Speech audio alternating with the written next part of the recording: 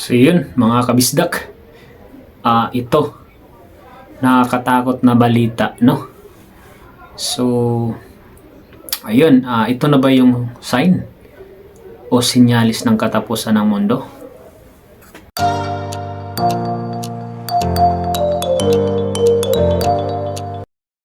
So yun mga kabisdak, magandang araw muli sa inyong lahat. Mega love shoutout sa lahat ng solid supporters ni Bisaya, no? So magandang araw ulit sa inyo. So ngayon ang ating pag-usapan tungkol sa ating kalikasan o sa mundo. So nakakatakot na ang nangyayari sa mundo ngayon, no, mga kabisdak. Ito na ba yung mga sinyalis ng katapusan ng mundo? Dahil paiba-iba na yung weather o klima ng ating buong mundo. So, yun, kakalabas lang ng balita, kakasagap lang natin ng balita. Grabe yung snowstorm sa Canada. So, grabe. Talagang kumbaga sobrang napakakapal at grabe yung snow doon at talagang bumaba na sa 0.50. So, grabe degrees, no? So, parang kumbaga parang nasa freezer ka, nasa loob ng freezer. So talagang paiba-iba. Kapag nagkaroon naman na ng summer doon, sobrang init na, hindi katulad dati na normal lang siya. Tama. So yun, ito na ba yung mga sinyalis ng panahon ng mundo natin, ng kung yung tinatawag na end of the world, kasi nga paiba-iba na yung klima ng ating mundo. So yun, hindi lang sa Canada at ibang parte ng lugar, grabe yung yung sobrang nangyayari na grabe yung lamig, grabe yung snowstorm. So grabe, halos lahat ng kabahayan, mga building, mga sasakyan, yun ang yun ang pinakakalbaryo nila ngayon sa lugar nila, no, sa sobrang lamig. At ngayon dako naman tayo dito sa Pilipinas dahil nga parang nangyayari na nga rin dito sa atin. At sobrang iba na talaga ang nangyayari sa panahon natin ngayon.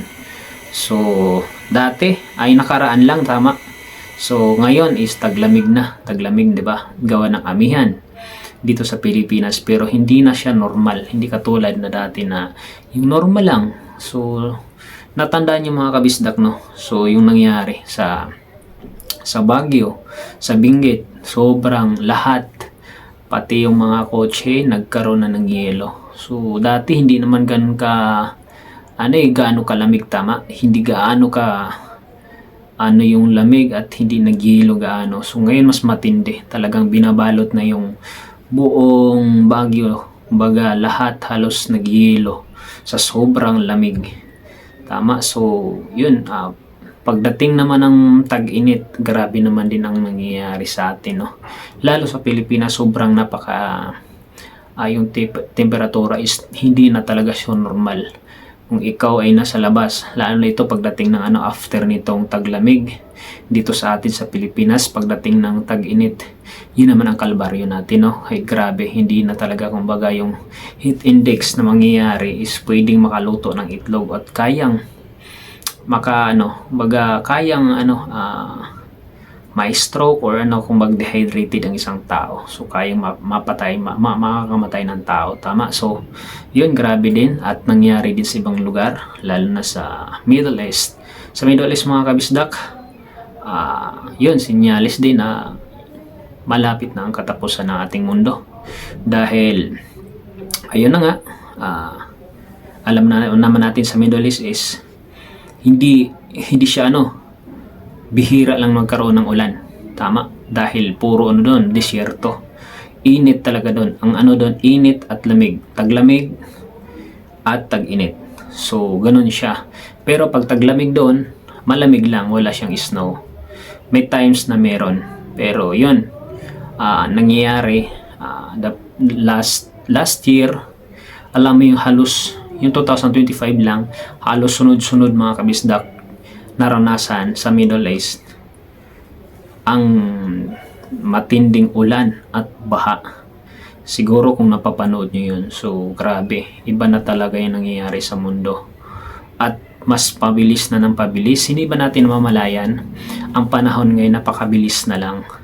Di ba, nakakalipas lang ng December, hindi natin mamalayan na December naman. So ganun kabilis ang ikot ng mundo natin ngayon. So ito na yung mga sinyalis na malapit na ang katapusan ng ating mundo. So ano pa, yun, nangyayari dito sa Pilipinas mismo.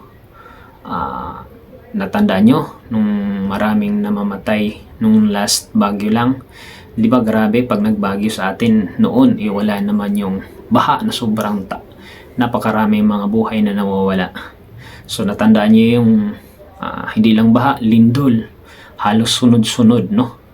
Pagputok ng bulkan, at yung baha sa Cebu na hindi inaasahan ng mga Cebuano, mga kabisdak, no? Dahil ang nangyari is, for the first time, syempre isa din akong taga Cebu, at ang nangyari, hindi talaga aasahan na ganun ang mangyayari. Ang karamihan ang sinisisi is yung may project daw sa bundok, is yun yung ano nila, which is para sa akin hindi po yun ang cause ng pagbaha. Dahil yun, kumbaga syempre hindi normal yung ulan na yun. Yun nga, hindi inasahan ng mga tao, or baka yun yung pagtapik ng tao, na kasi ang mga tao ngayon halos puro kasamaan na lang, puro kasalanan. So bago ang lahat, bago mangyari yun, bago mangyari na mag end of the world, sinasabi na sa Biblia, so dapat maging handa tayo. So ano yung sandata natin? Simple lang, magwalik loob tayo sa Panginoon, no? So wag tayong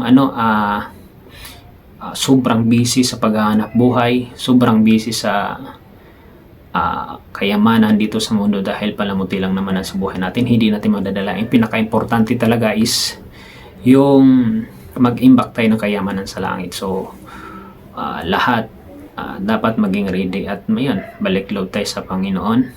So yun lang, no?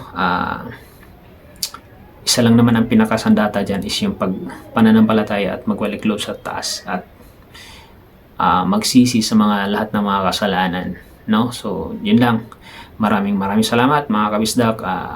Kung hindi ka pa subscriber kay Bisaya, no? So naway huwag niyong kalimutan i-subscribe ang ating munting channel, no? So yun, marami pa tayong gagawing video tungkol hindi lang dito pagdating sa ating panahon ngayon, lalo ngayon sa panahon natin, sobrang napakadelikado, punong-puno ng kasamaan na. So yun lang, maraming salamat, no, mga kabisdak.